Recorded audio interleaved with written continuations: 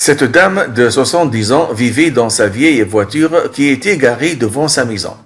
Elle n'avait ni l'eau courante ni l'électricité, donc elle a décidé de dormir dans sa voiture. Mais quand un de ses voisins a réalisé qu'elle avait ménagé dans sa voiture, il a agi tout de suite. Justin, le voisin de Teresa, était le premier à s'inquiéter pour la vieille dame qui vivait dans sa voiture. Cela ne faisait que mois que Justin vivait en face de chez Teresa. Mais il a remarqué que la vieille dame de 70 ans grimpait dans sa voiture chaque nuit. Il semblait qu'elle vivait là, ce qui lui nouait la gorge. Cela m'a brisé le cœur. Une femme de 70 ans assise dehors alors qu'il faisait 43 degrés. Ce n'était pas normal, dit Justin. La température dans l'Arizona, où vit Teresa, dépasse souvent 40 degrés Celsius à l'ombre.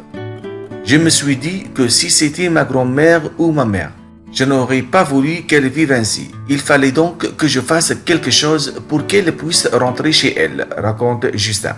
Après un certain temps, Justin a compris pourquoi Teresa ne pouvait plus vivre dans sa maison. L'intérieur était littéralement un dépotoir.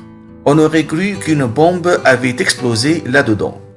Il y avait des ordures et des excréments partout. Même le jardin était plein de saleté, de lambeaux et de carottes de chiens. Teresa a expliqué qu'elle ne pouvait plus s'occuper de la maison et de ses 2 chiens suite au décès de son mari. C'était clair qu'il allait falloir un certain temps pour nettoyer la maison de Teresa. Mais avant tout, cela allait demander beaucoup d'argent et de dévouement. Donc, Justin a créé une page Facebook pour rassembler des voisins et des amis afin d'aider Teresa.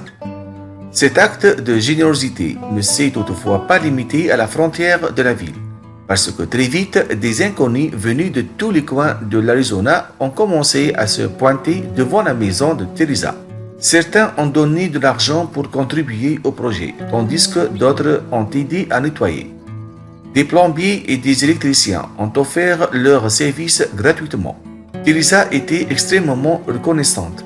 Elle avait quasiment perdu tout espoir de sauver sa maison. La maison de Teresa aurait certainement besoin de beaucoup d'amour avant d'être à nouveau habitable.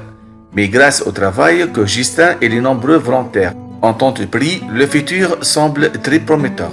Je ne crois pas que nous arriverons à en finir d'un coup. Ce sera un processus. Ce sera un long processus. Mais au moins, nous avons tous mis la main à la pâte et tout le monde essaie d'aider Madame Teresa à récupérer sa maison, dit Justin.